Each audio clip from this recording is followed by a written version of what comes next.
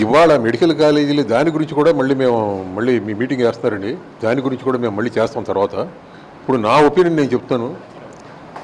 నిజంగా మెడికల్ కాలేజీలు, కొత్త మెడికల్ కాలేజీలు జగన్మోహన్ రెడ్డి గారు ఇన్ని పెట్టారంటే ఏ చీఫ్ మినిస్టర్ కూడా పెట్టలా. ఈ విధంగా పెట్టనప్పుడు ఏంటంటే ఆయన పెట్టాయంటే సీటు ఈజీగా రావాలి, ప్రజలు ఇంకా బాగా చదువుకోవాలి, మన స్టూడెంట్సు డాక్టర్స్ అవ్వాలి. ఎందుకంటే అనేకమైనటువంటి రోగాలు ప్రజల్లో పెట్టి పీడిస్తున్నాయి. అనేక మంది డాక్టర్స్ ఆవశ్యకత ఎంతైనా ఉన్నది మన భారతదేశంలో, అదేవిధంగా మన ఆంధ్ర రాష్ట్రంలో. దానికని కాలేజీలు పెడితే దాన్ని ప్రైవేట్ వాళ్ళకి అమ్మడం ఏంటంటే, ప్రైవేట్ వాళ్ళకి అమ్మేసి వాళ్ళ దగ్గర ఏంటంటే వాళ్ళ దగ్గర తీసుకొని పెడితేనో మళ్ళీ వాళ్ళంతానో ఛార్జ్ చేస్తారు కదండి స్టూడెంట్స్కి.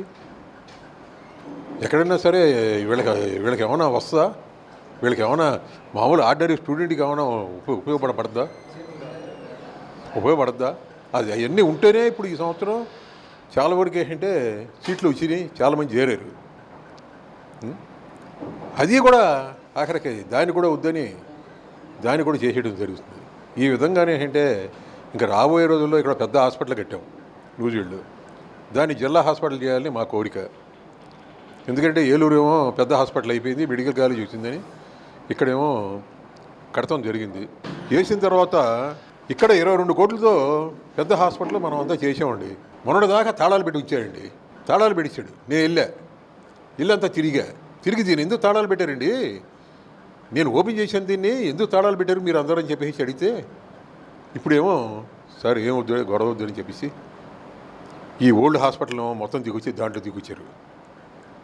దాంట్లో కింద ఫ్లోరును సెకండ్ ఫ్లోరు.